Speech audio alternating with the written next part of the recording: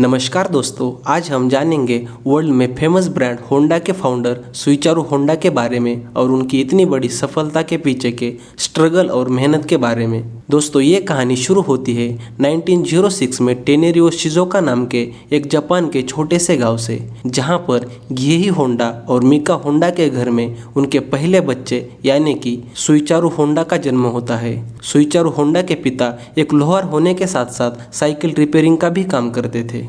Honda के 5 भाई बहन तो थे, लेकिन कुछ बीमारियों के कारण उनके 5 भाई बहन की डेथ हुई थी। अब वो अपने माँ बाप के अकेले बच्चे थे, इसलिए उनके पेरेंट्स को उनसे बहुत सारी उम्मीदें थी कि वो पढ़ लिख कर कुछ बन जाए। लेकिन होंडा का पढ़ाई में कुछ खास मन नहीं लगता था, बल्कि उन्हें अपने पापा के साथ साइकिल रिपेयर करने में ज्यादा मजा आता था। जब होंडा की उम्र सिर्फ 16 साल की थी, तब उन्होंने न्यूज़पेपर में एक एड देखा। ये एड टोक्यो शहर में एक आर्ट शोकाई नाम के ऑटोमोबाइल सर्विस स्टेशन के द्वारा दिया गया था, क्योंकि उन्हें कुछ टेक्नीशियंस की जरूरत थी। यही ऐड देखकर होंडा ने जॉब के लिए उन्हें लेटर लिखा और खुशकिस्मती से इस सर्विस स्टेशन की तरफ से उन्हें जॉब ऑफर कर दिया गया। अब होंडा खुश होकर अपना घर छोड़कर टोक्यो निकल गए, क्योंकि उन्हें लगा अब उनका फेवरेट रिपेयरिंग का काम भी करने को मिलेगा और कुछ पैसे भी मिलेंगे। लेकिन उन्होंने जो सोचा था वो न होकर उनकी कम उम्र देखकर उनके मालिक ने उन्हें साफ सफाई करने और बेबी सिटिंग जैसे काम पर लगा दिया। इसके कारण होंडा इस जॉब से बहुत नाराज थे। लेकिन कुछ महीने यही सब चलने के बाद उनके मालिक ने उनसे वर्कशॉप के भी काम करवाने शुरू कर दिए। अब होंडा को रिपेयरिंग के काम में बचपन से ही तो लगाव था ही,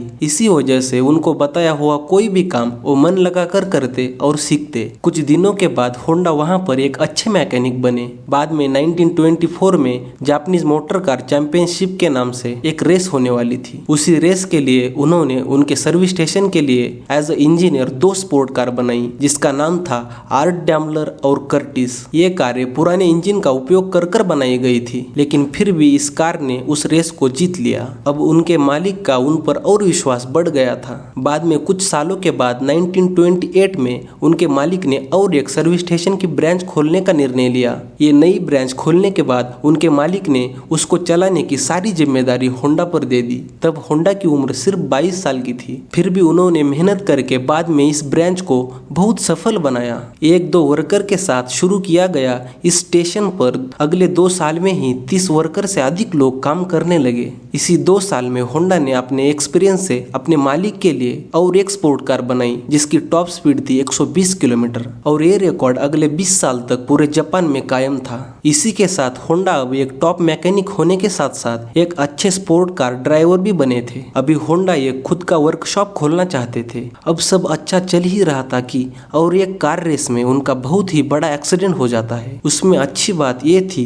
कि होंडा इस एक्सीडेंट में बच तो जाते हैं, लेकिन उनके शरीर में बहुत सारी चोटें आती है। उसमें उनका शोल्डर भी टूट जाता है और चेहरे पर बहुत सारे कट्स आते हैं। इस एक्सीडेंट की वजह से उनके लाइफ में अचानक से सब बदल जाता है। अब वो ना मैकेनिक का काम कर सकते थे, ना रेसिंग कर सकते थे। उन्हें बहुत दिनों के लिए डॉक्टर के द्वारा रेस्ट करने को कहा जाता है। जब कुछ दिनों के बाद वो ठीक होते हैं, तब वो डिसाइड करते हैं कि वो अब रिपेयरिंग का काम नहीं करेंगे, और उन्होंने उनके मालिक के सामने एक नया आइडिया पेश किया कि वो अब स्पेयर पार्ट्स बनाने की एक नई कंपनी खोलना चाहते हैं। लेकिन उनके कंपनी के शेयर होल्डर्स ने ये नया रिस्क लेने से साफ इनकार कर दिया, क्योंकि उन्हें इससे ही अच्छे खासे प्रॉफिट ऑलरेडी मिल रहे थे। इसके कारण कंपनी में कोई भी नया रिस्क लेना नहीं चाहता था। लेकिन होंडा ने फैसला किया कि वो अकेले ही अब कंपनी खोलेंगे, और उन्होंने अपने एक दोस्त को साथ लेकर 30 साल के उम्र में ही टोकाई शेकी हेवी इंडस्ट्रीज नाम से पिस्टन रिंग बनाने की एक कंपनी खोली। उन्होंने कंपनी तो खोल दी, लेकिन उनके पास ज्यादा इन्वेस्टमेंट नहीं थी। इसके कारण वो दिन भर आर्ट शोकाई के लिए काम करते थे और रात में अपने खुद की कंपनी में खुद इंजन पिस्टन बनाने की कोशिश करते। अगले कई दिनों तक ये चलता रहा, लेकिन उन्हें उसमें कुछ कामयाबी नहीं मिल रही थी, बल्कि वो दोनों जगह काम करके परेशान हो चुके थे। फिर भी उन्होंने हार न मानकर उसमें और रिसर्च करने के लिए एक यूनिवर्सिटी में एडमिशन लिया, और वहां पर पढ़ाई करके 3 साल लगातार मेहनत करने के बाद आखिर 1939 में वो एक पिस्टन बनाने में कामयाब हो ही गए। अब वो अपना जॉब छोड़कर पूरा टाइम अपने पिस्टन बनाने पर लगाने लगे। लेकिन उन्हें पता ही नहीं था कि उसमें और भी बहुत काम करना बाकी है। उन्होंने जब अपने पिस्टन को टेस्ट के लिए टोयोटा को भेज दिया तो टोयोटा ने उनके 50 में से 47 डिजाइन रिजेक्ट कर दिए। अब इसके कारण वो बहुत दुखी हो चुके थे क्योंकि उन्होंने इसके लिए अपनी जॉब भी छोड़ दी थी। बाद में उन्होंने इसे और समझने के लिए पूरे जापान में ट्रैवल किया और कई सारे मैन्युफैक्चरर से जाके मिले। उन्होंने बहुत दिन ये सब करने के बाद अपने गलतियों पर काम किया और फिर से एक बार पिस्टन बनाया। अब उनका बनाया हुआ पिस्टन सारी कंपनी के टेस्ट पास करने में सफल हुआ था। इसके कारण अब उन्हें पूरे जापान से बहुत सारे ऑर्डर मिलने लगे। अब ये सारे ऑर्डर पूरे करने के लिए 2000 से अधिक वर्कर काम करने लगे। दोस्तों, अब जाकर उनको कुछ बड़ा सक्सेस मिला था और इससे खुद होंडा भी बहुत खुश थे। लेकिन उनको ये पता नहीं था कि अभी भी उनके जिंदगी में और भी कुछ बड़ा प्रॉब्लम आना बाकी है। ये सब कुछ ठीक चल ही रहा था कि जापान 1941 में वर्ल्ड वार 2 में कूद गया और गवर्नमेंट ने बहुत सारी कंपनियों का कंट्रोल अपने पास ले लिया। उसमें होंडा की भी कंपनी शामिल थी। उनको अब उनकी खुद की कंपनी में डाउनग्रेड करके सीनियर मैनेजिंग डायरेक्टर बना दिया गया और उनके बहुत सारे वर्कर्स को मिलिट्री सर्विस पर लगा दिया। लेकिन हालात तो तब और ज्यादा बिगड़े जब 1944 में एक एयर अटैक में एक मिसाइल उनके फैक्ट्री पर ही आकर गिर गया। उसमें उनकी फैक्ट्री का बहुत सारा नुकसान हो गया। अब तो उनके हालात और भी बदतर से बदतर हो जा रहे थे। बाद में एक साल बाद 1945 में अमेरिका ने जापान पर न्यूक्लियर अटैक किया। तभी जाकर जापान ने हार मानकर अमेरिका के सामने सरेंडर कर दिया। अब युद्ध तो खत्म हुआ था लेकिन होंडा के पास अब कुछ भी नहीं बचा था। उन्होंने अपने कंपनी के बचे हुए कुछ एसेट टोयोटा कंपनी को बेच दिए और जॉबलेस होकर घर बैठ गए। और जापान की इकोनॉमी इस वर्ल्ड वार की वजह से पूरी तरह से डूब गई थी और पूरे देश को बेहतरीन महंगाई का सामना करना पड़ रहा था। लोगों के पास अब उतने पैसे भी नहीं बचे थे कि वो बड़ी गाड़ियां खरीद कर उसमें ट्रैवल कर सके और पेट्रोल डीजल भी बहुत ज्यादा महंगा हो चुका था। उसी के दौरान होंडा को जापानीज आर्मी का एक छोटा सा इंजन मिला जिससे वो अपना रेडियो चलाया करते थे। ऐसे ही एक दिन उन्हें एक आइडिया आया। उन्होंने सोचा क्यों न इस इंजन को एक साइकिल में फिट किया जाए और ट्रांसपोर्टेशन का प्रॉब्लम सॉल्व किया जाए, क्योंकि उनको पता था कि अब लोग महंगाई के कारण बहुत परेशान हैं और वो महंगी गाड़ी अब अफोर्ड नहीं कर सकते। इसके कारण होंडा का ये नया आइडिया सफल हो गया और लोगों को ये साइकिल बहुत ज्यादा पसंद आने लगी और डिमांड बढ़ने लगी। लेकिन उन्हें बनाने के लिए कुछ पुराने इंजन तो उनको मिल गए लेकिन लोगों की डिमांड बहुत ज्यादा थी। यही डिमांड देखकर अब होंडा ने कुछ दिनों में ही एक नया इंजन डिजाइन करने का फैसला लिया। ये हिस्ट्री में पहली बार होने जा रहा था कि होंडा के नाम से कोई मशीन बनने वाली थी। लेकिन ये सब होने के लिए और इतनी सारे साइकिल बनाने के लिए जो बड़ा अमाउंट लगने वाला था वो तो होंडा के पास नहीं था। इसके कारण उन्होंने पैसों के लिए 18,000 दुकानदारों को खत लिखा। उस समय दुकानदारों का होंडा पर इतना विश्वास था कि उनमें से 3,000 दुकानदारों ने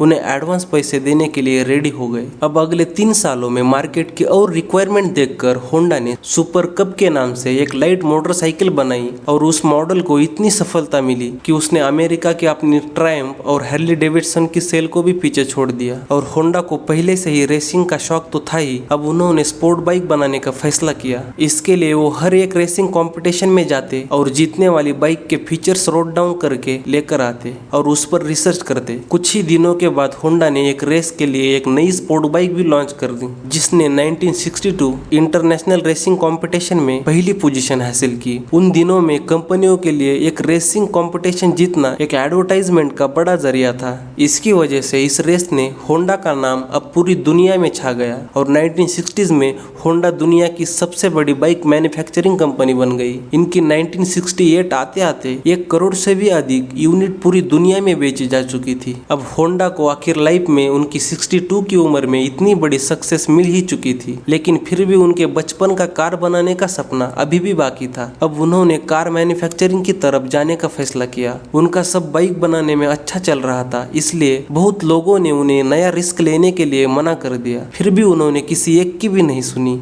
उस वक्त टोयोटा और निसान जैसी कंपनियों का जापान के कार बिजनेस पर बहुत बड़ा दबदबा था, इसलिए कार मार्केट में अपनी एक नई जगह बनाना बहुत ही मुश्किल था। फिर भी आखिर होंडा ने अपना पहला पिकअप ट्रक T360 लॉन्च कर दिया जो कि फेल हो गया। उन्होंने उसके बाद एक स्पोर्ट कार S500 लॉन्च की, लेकिन उसकी भी सिर्फ 1300 यूनिट ही बिक पाई। बाद में कई सालों की मेहनत और बहुत सारे डिजाइन रिजेक्ट होने के बाद फाइनली 1972 में उन्होंने होंडा सिविक नाम से एक कार कार लॉन्च की जो कि सफल हो गई और आखिर होंडा का बचपन का सपना उनकी इतनी सारी मेहनत और लगन के कारण आखिर पूरा हो ही गया। ये सिविक वही गाड़ी है जिसके आज भी नए मॉडल मार्केट में बहुत फेमस है। बाद में 1980s में होंडा जापान की तीसरी और 10 साल के बाद ही दुनिया की सबसे तीसरी बड़ी कार मैन्युफैक्चरिंग कंपनी बन गई। फिर से इस कंपनी को कभी भी पीछे मुड़कर देखने की जरूरत ही नहीं पड़ी। आज हमें होंडा का नाम bike, car, plane engine, boat engine और बहुत सारे पावर टूल पर हमें दिखने को मिलता है। सुइचारू होंडा ने 1973 में सिविक कार लॉन्च करने के बाद रिटायरमेंट ले ली थी और बाद में 5 अगस्त 1991 को 84 ईयर्स की उम्र में उनके जिंदगी का ये मेहनत और लगन वाला सफर हमेशा के लिए खत्म हो गया। तो दोस्तों ये थी कुछ इन्फॉर्मेशन सुइचारू होंडा के बारे में। अगर आपको ये इन्फॉर्मेशन अच्छी लगे हो तो चैनल को लाइक और सब्सक्राइब करें। आपका महत्वपूर्ण समय देने के लिए धन्यवाद।